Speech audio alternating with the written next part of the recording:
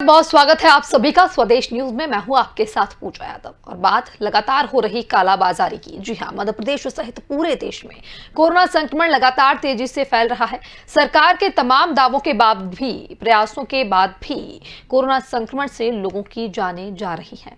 हालात ये है कि लोगों को ना अस्पतालों में बेड मिल रहे हैं, ना ऑक्सीजन और ना ही रेमडेसिविर इंजेक्शन। लेकिन राजधानी समेत पूरे प्रदेश में इंजेक्शन की कालाबाजारी के मामले लगातार सामने आ रहे हैं। देखिए ये रिपोर्ट।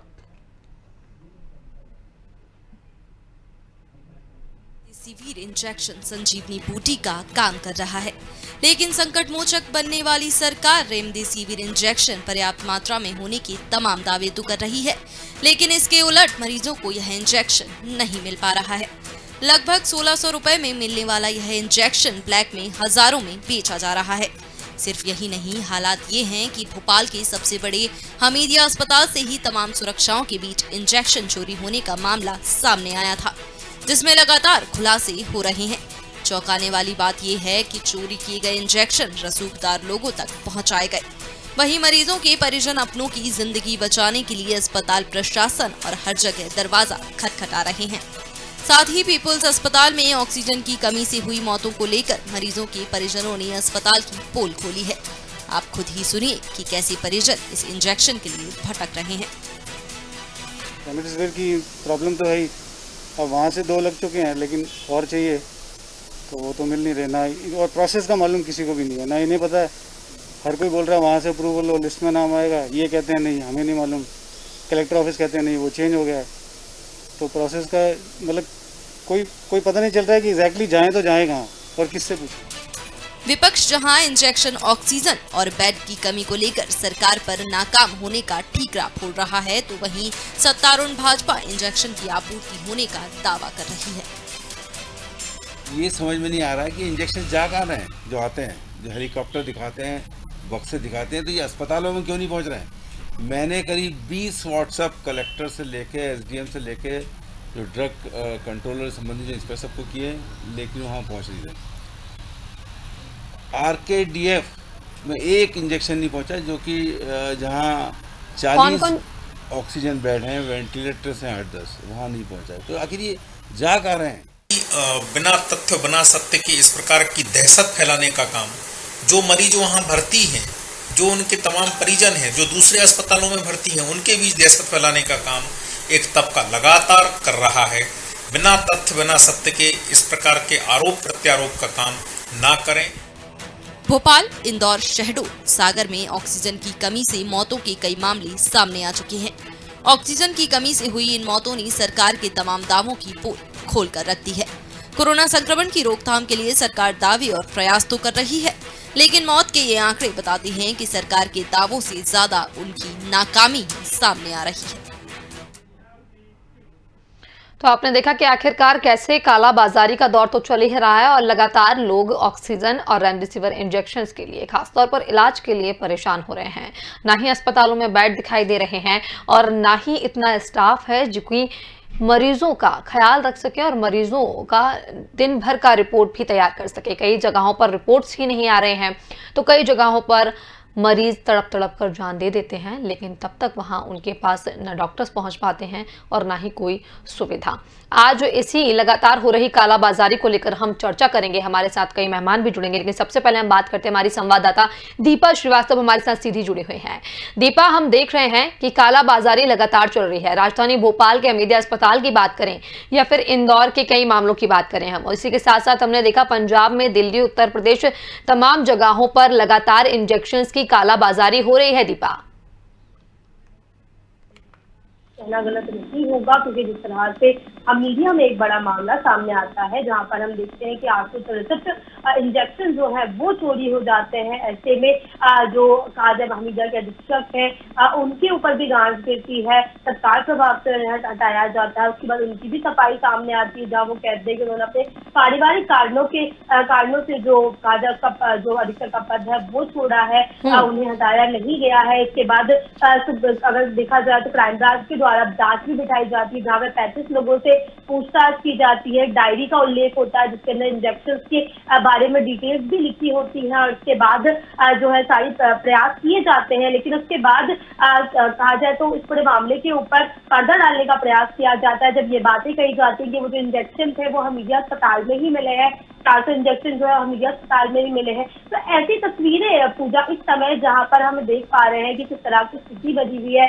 लोग जो हम देखते हैं कि कहा जा सकता है सड़कों पर लोग परेशान हो रहे हैं, पूरे प्रदेश भर से लोग हर जगह जा रहे हैं और ये प्रयास कर रहे हैं कि किसी भी तरह से जो संजीवनी बूटी इसे कहा जाता है, जो रेमडेसिविर इंजेक्शन है वो किसी तरह से परिजनों को मिल सके, ताकि उनके जो परिजन है या जो कहा जाए जो कोरोना पेशेंट्स है उनकी जान बच सके। और ऐसे में कालाबाजारी के लगातार मामले हमारे सामने आते हैं। सरकार के द्वारा पूजा नंबरों की लिस्ट जारी की जाती है कि ये वो नंबर है जिनसे आप कांटेक्ट कर सकते हैं ताकि कालाबाजारी को रोका जा सके। खुद एक टीम का भी गठन किया जाता है, प्रयास किए जाते हैं कि सभी लोगों तक इंजेक्शन पहुंचाया जा सके। खुद अब हम देख रहे हैं कि वो तस्वीरें भी पूजा हमारे सामने है जहाँ पर हेलीकॉप्टर के माध्यम से जो है इंजेक्शन एक जगह से दूसरी जगह पहुंचाए जा रहे हैं ताकि जल्द से जल्द जो आपूर्ति है वो हो सके।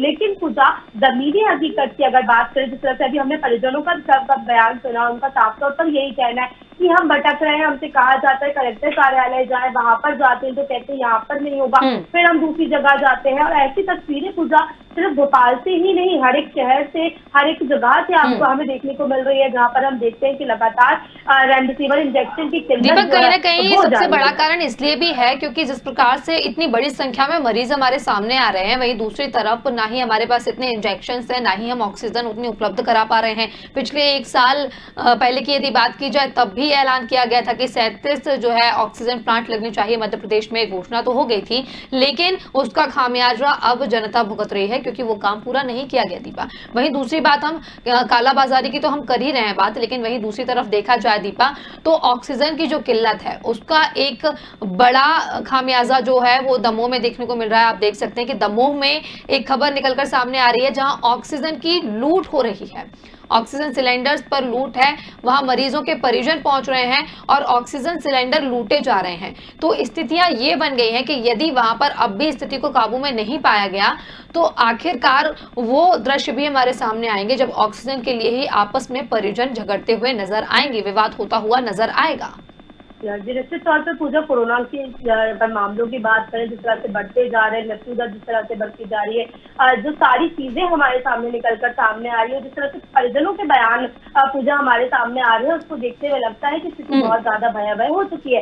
सरकार लगातार दावे तो कर रही है कि पूर्ति की जा रही है, आपूर्ति की जा रही है, और हम खुद 2 तस्वीरें भी देखते हैं जहाँ हम देखते हैं कि सभी जिलों के अंदर बात की जाए, सभी शहरों के अंदर बात की जाए, तो इंजेक्शन की बात करूँ या ऑक्सीजन की बात करूँ, पहुंचाने के दावे किए जा रहे हैं, लेकिन जो परिजनों के द्वारा जो बयान सामने आ रहे हैं या कहा जाए जो परिजन जिस तरह की बातें हमारे सामने निकलकर सामने आ रही है, राजधानी भोपाल की ही मैं बात करना चाहूंगी कि जो पीपल्स अस्पताल में कल की ही जो तस्वीरें हमारे सामने आई थी, जहां हमने देखा था कि 5 मरीजों की वो जो स्थिति हुई थी, जो ऑक्सीजन के ना होने के कारण मौत हुई थी, और जो परिजनों के द्वारा फोटो जारी की गई थी पूजा, जो बयान उनके सामने आए थे, उसके बाद सिरे से नकारा जाता है, ये बात कही जाती है कि पूरी तरीके से ये खबर झूठी है। और कुल मिलाकर सरकार अपनी नाकामी छुपाने का काम दीपा यहाँ पर करती हुई नजर आती है, ये हम कह सकते हैं। और इस बात का पूरा जो हम कह सकते हैं कि तथ्य भी यही है और पूरे साक्ष्य भी यही सामने है। जब परिजन खुद फोटोज दिखाते हैं, तस्वीरें दिखाते हैं, उसके बावजूद भी उनके बयानों को नकारा जाता है, कहा जाता है ऑक्सीजन की कमी नहीं है,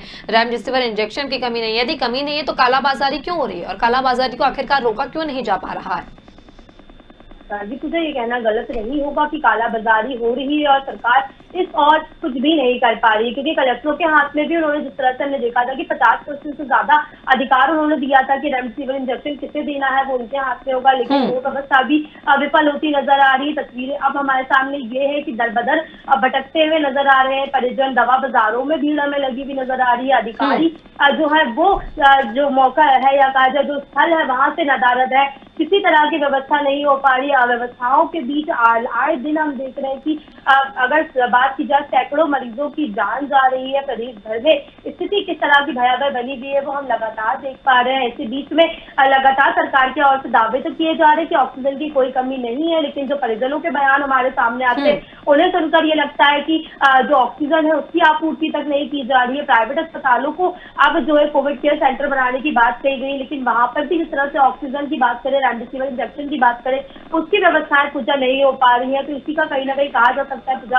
कि खामियाजा जो है वो जनता को भुगतना पड़ रहा है। और यही एक कारण है कि अब जो जनता है या कहा जाए जो परिजन है वो दर बदर भटक रहे हैं। उनके पास कोई सहारा नहीं कि वो कहाँ जाए और किस तरह से अपने परिजनों की जान वो बचाए। जी बिल्कुल, कोई रास्ता लोगों को नजर नहीं आ रहा है। और जैसा कि हमने देखा कि हाई कोर्ट ने भी खिंचाई की है और केंद्र सरकार को भी कहा है कि तुरंत जो है तमाम सुविधाएं मुहैया कराई जाए, वरना वो दिन नहीं होगा, दूर नहीं होगा वो दिन जब हम देखेंगे कि लोग आपस में लड़ रहे होंगे और हम पूरी तरीके से बर्बाद हो जाएंगे। दीपा, ये बेहद ही एक डरावना संदेश भी कहीं ना कहीं जनता के लिए भी है, सरकार को एक चेतावनी भी है। लेकिन आखिरकार हाथ पे हाथ धरकर बैठी हुई है सरकार और इन जनप्रतिनिधियों का क्या, जो अपनी जिम्मेदारी ठीक से नहीं निभा पा रहे हैं। दीपा जी, जनप्रतिनिधियों की अगर बात की जाए पूजा तो जिम्मेदारी निभाना दूर की बात है, जमीनी स्तर पर होना दूर की बात है।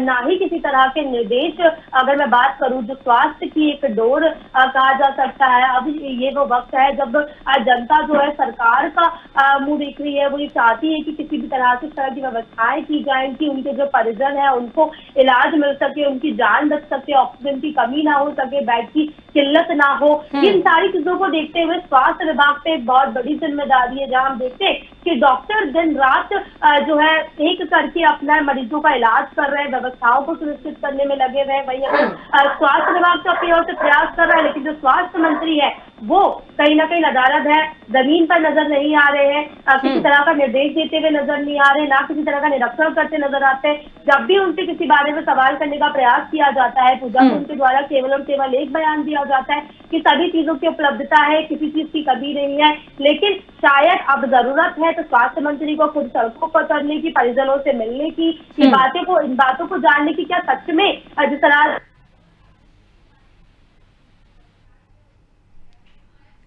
जी दीपा, जी बिल्कुल दीपा, हम देख रहे हैं कि ये तमाम सारी चीजें चल रही हैं और इन सभी चीजों के बीच में बेहद जरूरी है अपनी जिम्मेदारी को ठीक से निभाना। नागरिक भी अपनी जिम्मेदारी निभाएं, लेकिन जो सरकारी अस्पतालों की यदि बात की जाए, वहीं से यदि चोरियां होंगी और प्रशासन आखिरकार कार्रवाई करने में भी इतना लचर हो जाएगा या फिर इतनी देरी लगाएगा, तो आखिरकार कैसे इन सभी जो लापरवाहियां हैं उन पर पाबंदी लगेगी, ये बहुत बड़ा सवाल फिलहाल यहाँ पर बना हुआ है। दीपक, कई सारे तथ्य और भी हमारे सामने हैं, लेकिन विपक्ष की यदि बात की जाए तो विपक्ष लगातार सवाल खड़े कर रहा है और साथ ही साथ जो सरकार के दावे हैं उन पर भी उंगली उठाई है विपक्ष के द्वारा भी। तो ऐसे में हमारे साथ खुद धैर्यवर्धन जी जुड़ चुके हैं, हम धैर्यवर्धन जी से सवाल करेंगे। धैर्यवर्धन जी, कालाबाजारी लगातार चल रही है और ऐसे में विपक्ष द्वारा भी कई सारे सवाल खड़े किए जा रहे हैं। जिस प्रकार से कालाबाजारी की बात हम करें, भोपाल का केस हो, इंदौर का हो, चाहे हम प्रदेश के बाहर की बात करें, अन्य राज्यों की बात करें, लगातार कालाबाजारी चल रही है। रेमडेसिविर इंजेक्शन पहले ही बहुत कम मात्रा में उपलब्ध है, ऑक्सीजन नहीं है। ऐसे में आखिरकार सरकार के सामने कितनी चुनौतियां हैं और क्यों आखिरकार हम इन सारी अव्यवस्थाओं से गुजर रहे हैं? ये महामारी है, इसमें केवल संयम रखना होगा, संयम के अलावा कोई उपाय नहीं है, क्योंकि महामारी में संसाधन कम पड़ जाते हैं।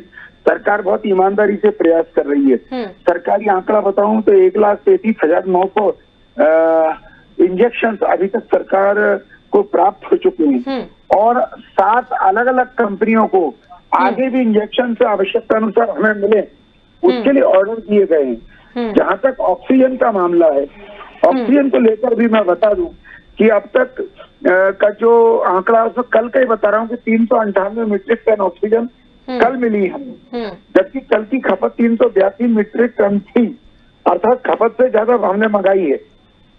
धैर्यवर्धन जी, ऑक्सीजन की आपूर्ति की संभावना है। पूजा जी, मेरी बात सुन लीजिए, उसके बाद फिर आप जो प्रश्न करेंगे मैं जरूर जवाब दूंगा जी। और इसी प्रकार राज्य सरकार के द्वारा 2000 ऑक्सीजन कंसंट्रेटर खरीदे गए।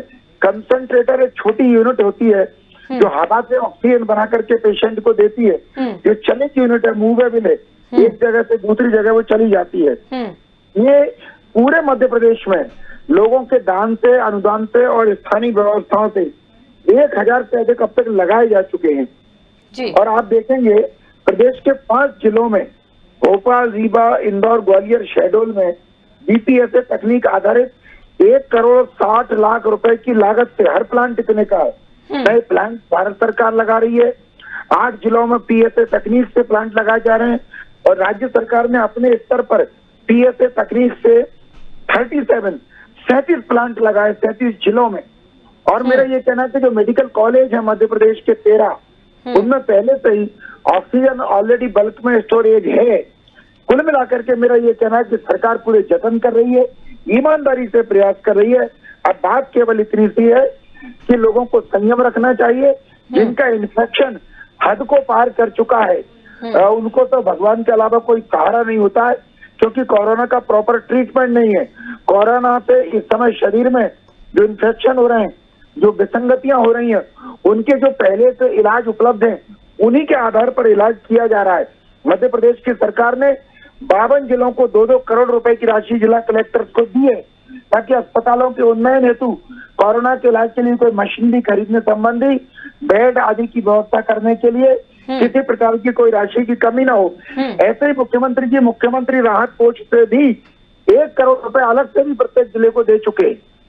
जी बिल्कुल ठीक है धैर्यवर्धन जी, ये सारी चीजें और ये सारे तथ्य भी हमारे सामने आ ही रहे हैं कि जहां जहां पर भी सारी व्यवस्थाएं की जा रही हैं, लेकिन संयम तो मैं और आप रख सकते हैं, लेकिन वो लोग कैसे संयम रखें जिनके परिजन मौत और जिंदगी के बीच लड़ाई लड़ रहे हैं, ऑक्सीजन की कमी होने की वजह से, रेमडेसिविर इंजेक्शन नहीं होने की वजह से जान गंवा रहे हैं, वो आखिरकार कैसे संयम रखेंगे? मेरा सवाल यही है, हमारा ये कार्यक्रम भी यही है और यही जानने की हम कोशिश कर रहे हैं कि आखिरकार कब तक ये कालाबाजारी चलती रहेगी। लगातार कालाबाजारी हो रही है। दमोह का आलम यह है कि दमोह में लूट हो रही है, ऑक्सीजन की लूट मची हुई है, वहां पर परिजन पहुंच रहे हैं और शायद वहां की स्थिति को देख के ऐसा लगता है कि वो समय भी दूर नहीं जब विवाद भी ऑक्सीजन के लिए होने लगेगा।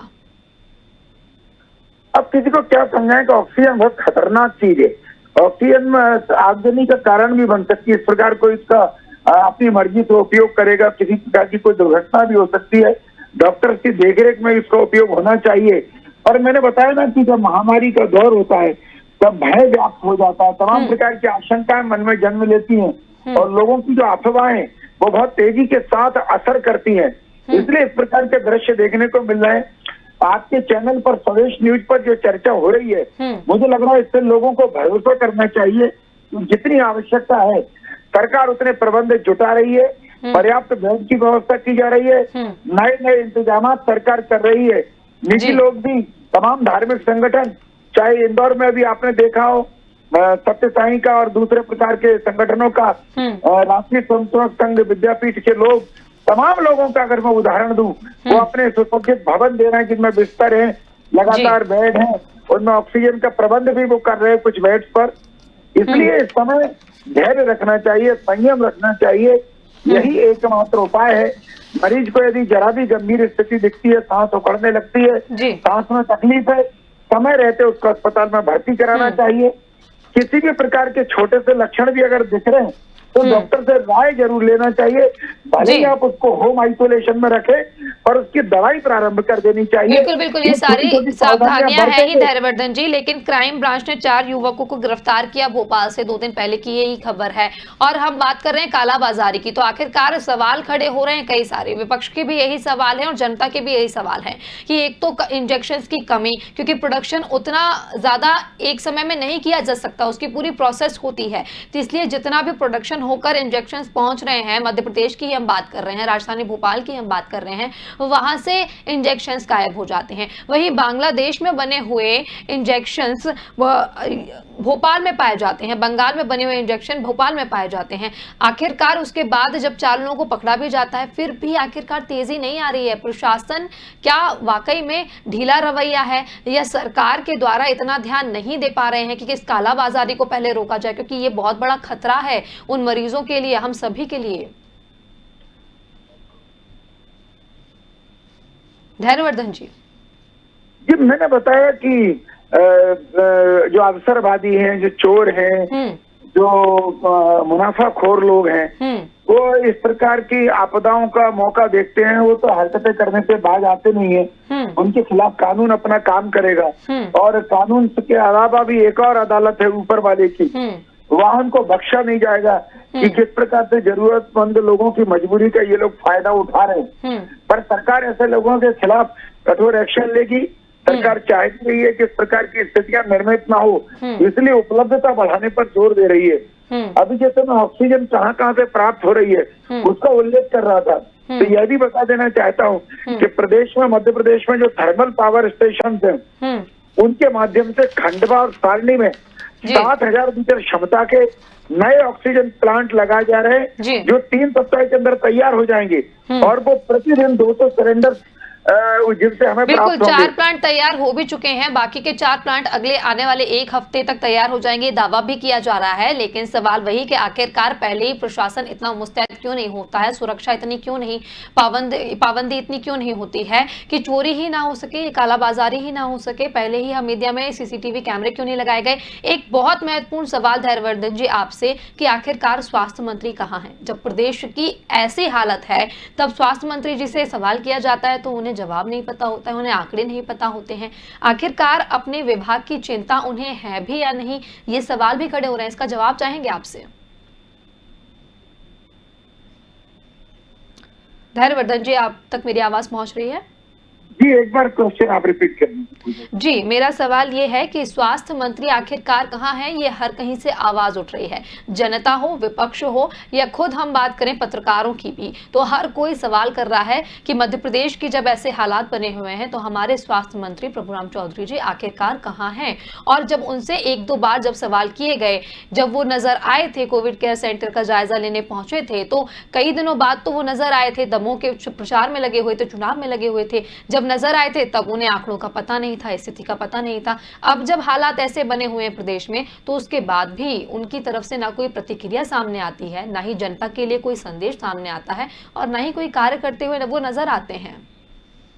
देखिए, यहाँ 2-3 चीजों को बड़े गौर से समझना होगा जी कि स्वास्थ्य मंत्री जी जो निर्देश देना चाहिए, जिन चीजों की समीक्षा करनी चाहिए, विभाग की समीक्षा कर रहे हैं, अधिकारियों के साथ लगातार बैठकें कर रहे हैं। और ये महामारी में किसी एक व्यक्ति पर अकेली जिम्मेदारी छोड़कर उनकी प्रेजेंट समय देखे, केवल इस पर ही फोकस नहीं होना चाहिए। आप भली भांति जानती है कि मुख्यमंत्री जी ने मध्य प्रदेश के लगभग सभी मंत्रियों को, सारे के सारे मंत्रियों को 1-2 जिलों की जिम्मेदारी दी है कि वहां पर कोरोना के अनुसार लोगों को सुविधा मिल सके, स्वास्थ्य सुविधाएं मिले, उसके लिए आवश्यक निर्णय करें, मशीनरी के साथ कोऑर्डिनेशन करें, जनता के साथ समन्वय स्थापित करें। तो सारे मंत्री काम में लगे हुए हैं। चिकित्सा शिक्षा मंत्री विश्वास सारंग जी आपको हर रोज फील्ड में दिख ही रहे हैं। विश्वास सारंग जी दिख रहे हैं, मुख्यमंत्री शिवराज सिंह चौहान जी भी दिख रहे हैं, लेकिन स्वास्थ्य मंत्री कहीं नहीं दिख रहे हैं, नहीं समीक्षा करते हुए। पूजा जी, मैं वही कह रहा था कि जब स्वयं मुख्यमंत्री जी मैदान में डटे, पल पल पर सिर्फ यही काम कर रहे हैं कि कैसे कोरोना से मध्य प्रदेश के लोगों को निजात दिलाई जाए, दिन रात एक कर रहे हैं, 24 घंटे एक ही फिक्र है।